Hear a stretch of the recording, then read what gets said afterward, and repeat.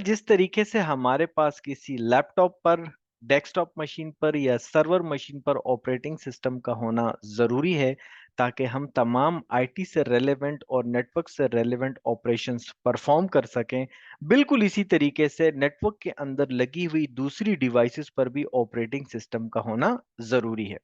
यानी अगर हमारे पास नेटवर्क एनवायरनमेंट के अंदर एक स्विच ऑपरेट कर रहा है, या हमारे पास फायरवॉल डिफरेंट फंक्शंस परफॉर्म कर रही है, या हमारा राउटर इंटरनेट पर ट्रैफिक फॉरवर्ड कर रहा है, या हमारा एक्सेस पॉइंट हमें वाईफाई की कनेक्टिविटी प्रोवाइड कर रहा है, तो इन तमाम की तमाम डिवाइसेस को भी ऑपरेट करने के लिए, इनको कॉन्फ़िगर करने के लिए, इनको मैनेज करने के लिए हमारे पास ऑपरेटिंग सिस्टम का होना ज़रूरी है।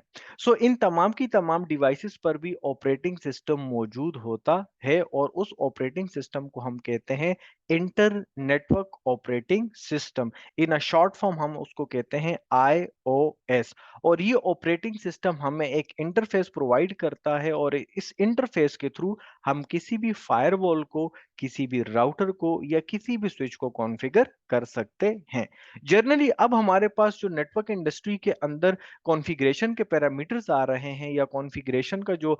मेन्यू आ रहा है, आप उसको वेब के थ्रू भी एक्सेस कर सकते हैं। यानी वेब ब्राउज़र के थ्रू आप जाएँगे और उस डिवाइस को एक्सेस करके जो भी कॉन्फ़िगरेशन के पैरामीटर्स हैं, आप वहाँ पर डिप्लॉय कर सकते हैं। या इसके अलावा हमारे पास थर्ड पार्टी एप्लीकेशंस भी मौजूद हैं, जिन्हें हम आने वाली एपिसोड्स के अंदर एक्सप्लोर करेंगे, जिनकी मदद से हम इन डिवाइसेस को कनेक्ट करेंगे और कॉन्फ़िगर करेंगे।